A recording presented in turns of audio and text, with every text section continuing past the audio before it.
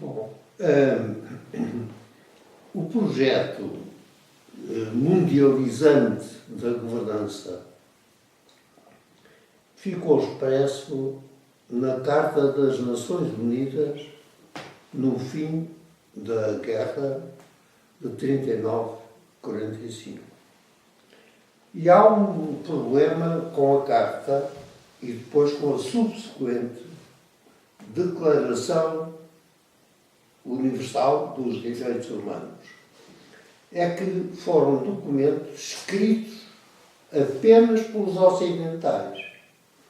E, portanto, os ocidentais tiveram como guia os conceitos da sua área cultural e os valores da sua área cultural.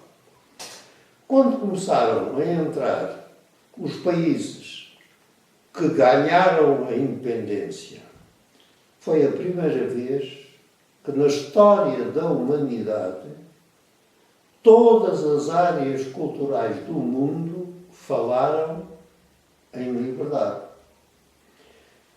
E assinaram a Carta. E assinaram a Declaração Universal dos Direitos do Homem. Mas as mesmas palavras não tinham o mesmo sentido em todas as áreas. Por exemplo, vem lá como declaração de direito fundamental o direito à propriedade. Assinaram todos os ocidentais e assinaram os soviéticos. Não estavam a dizer a mesma coisa. Bom, também, por outro lado, a declaração, creio que é a primeira declaração que consigna este princípio, que a família é a base da estrutura social. As áreas culturais do mundo, desde os poligâmicos às famílias de facto, têm maneiras variadíssimas de constituir a família. Estavam a falar da mesma coisa.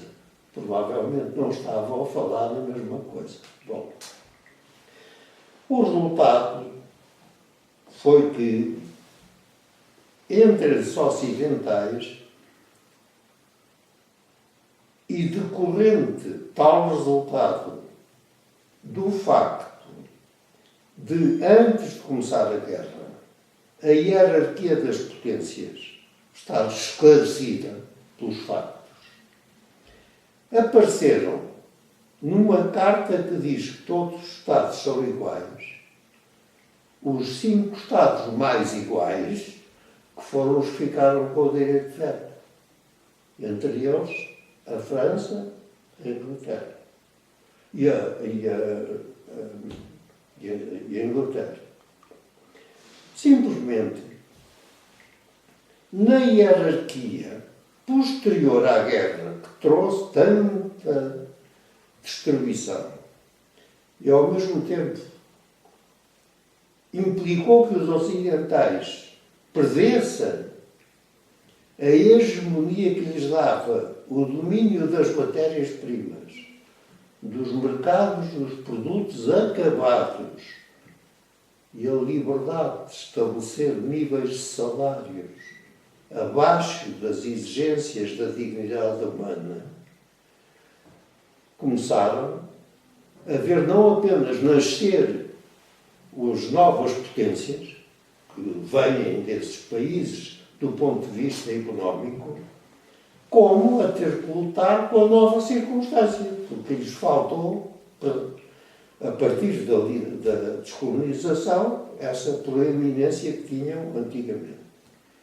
Isso está a ser compensado pelos movimentos da regionalização. Quer dizer, os países juntam-se para aparecerem perante a globalização numa posição que antigamente era procurada com a soberania própria.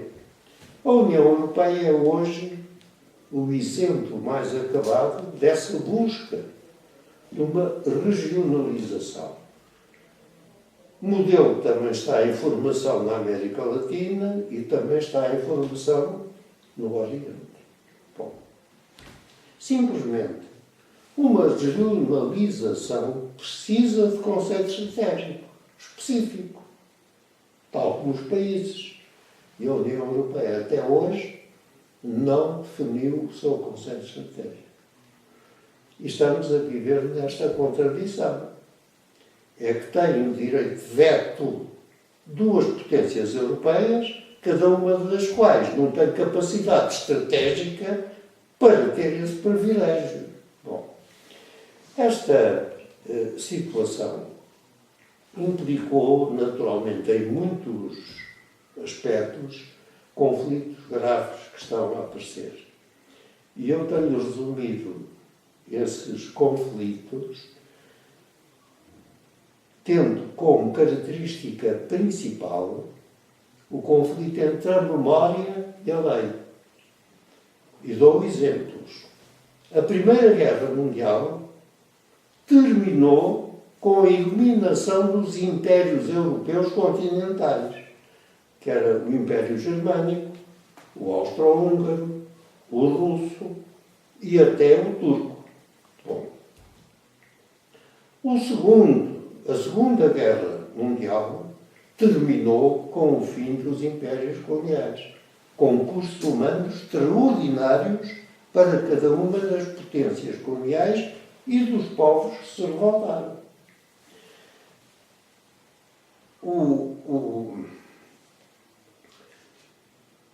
Esse facto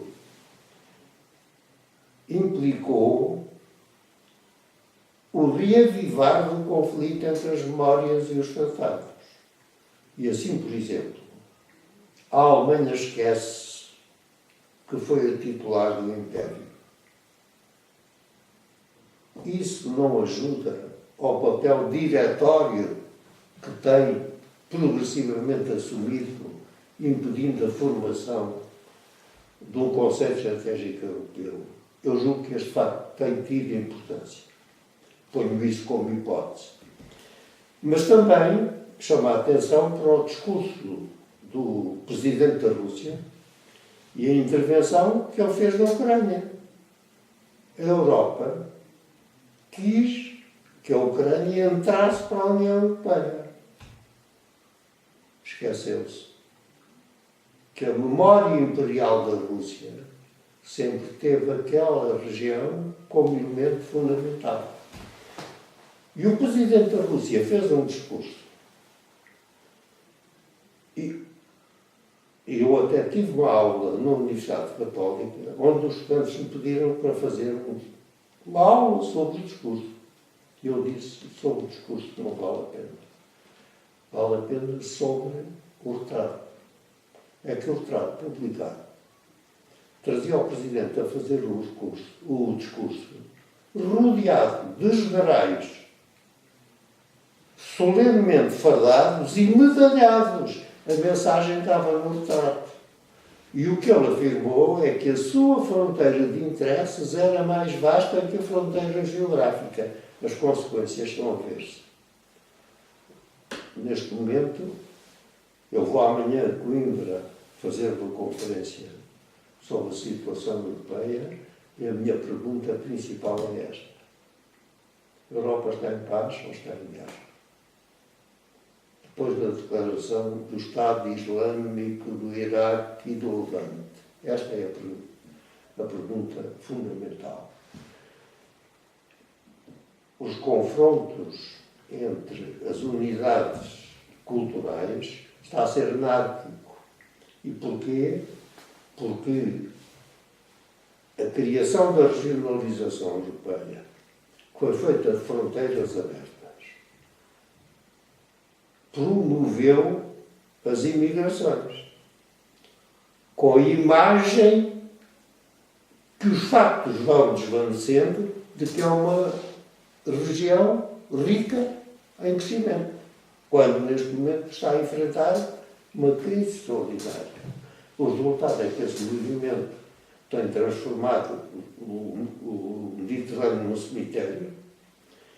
Esse cemitério tem na base o desenvolvimento de atividades criminosas, designadamente as empresas que promovem os transportes nas condições precárias que todos estamos a verificar, e isto ao mesmo tempo que movimentos de insatisfação das populações estão a derrubar os governos ou a perturbar a paz social, invocando a democracia, com o tal problema das palavras terem um sentido diferente consoante os lugares onde são utilizadas e a criar uma região, uma área vastíssima de instabilidade, onde um Estado assume.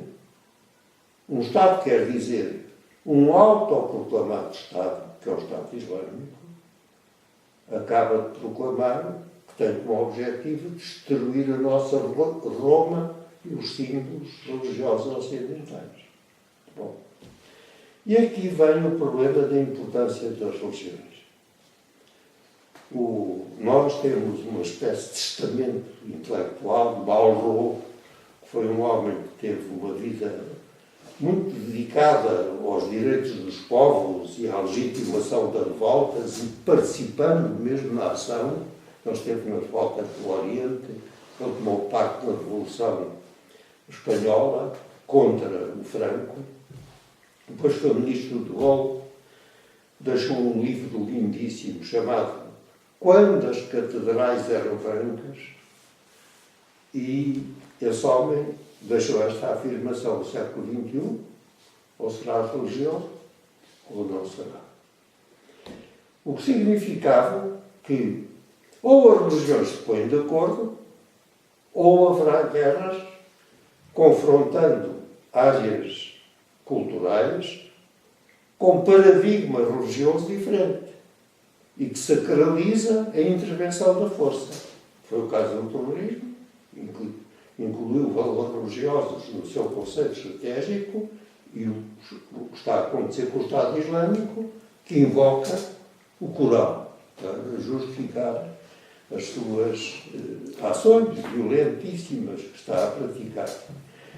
E foi por isso que se multiplicaram movimentos. O primeiro com grande significado foi o de Assis, ainda com o Papa João Paulo II, de encontro das religiões. Eu ainda assisti a uma dessas missas coletivas com a assistência de representantes de todas as religiões em Assis, e está convocado um encontro numa região oriental que agora não me recordo, promovida de encontro das religiões. Ora, justamente a minha proposta, isto é a coisa mais importante da entrevista que estamos a ter, é que não são reuniões ocasionais que a situação está a exigir. Está a exigir um organismo onde as religiões têm um diálogo permanente e a voz permanente, desde que coincidente nas conclusões, seja ouvida. Esse lugar são as Nações Unidas, porque as Nações Unidas, que foram a expressão de um grande sonho alimentado pelos pacifistas ao longo dos tempos, está hoje, apesar de uma intervenção muito humanitária, generosa, em questões de pobreza, questões de desenvolvimento, as questões de diferenças culturais, etc., as Nações Unidas estão a ser bastante esquecidas. Nós estamos numa crise económica mundial e ninguém convocou o Conselho Económico e Social, o que é extraordinário. Bom, porque a função do Conselho Económico e Social é estudar estas questões e fazer recomendações, designadamente ao Conselho de Segurança, quando for necessário. Nunca foi convocado. Aliás, há outros casos, que é o caso, por exemplo, da situação do trabalho com descida de salários em toda a parte. Há um organismo encarregado disto, chama-se BIT. Ninguém convocou o BIT até hoje. Bom, esses organismos estão a ser esquecidos. Ora, nas Nações Unidas houve uma tradição, espero que ainda esteja mantida, que se traduziu num dos primeiros secretários-gerais notabilíssimo, o Sr. A. Marchold, que constituiu uma sala organizou uma sala com um simples despida de ornamentação, só com lugares, bancos vulgares, tendo ao meio uma espécie de altar, com uma pedra translúcida, com uma luz que desce do teto sobre essa pedra, e chama-se Sala de Meditação para todas as religiões. A ideia que me surgiu, e isso foi na celebração do centenário da democracia cristã em Coimbra, eu fiz a proposta que, enfim, propus que fosse feita a proposta da organização de um Conselho Permanente das Religiões nas Nações Unidas. Conselho esse que realizaria a resposta àquele vaticínio de Marlborough. O século XXI, ou será religioso, ou não será. Queremos que seja. Então, daí a proposta da resolução. Se vocês a seguir publicarem a carta, acho que fica a entrevista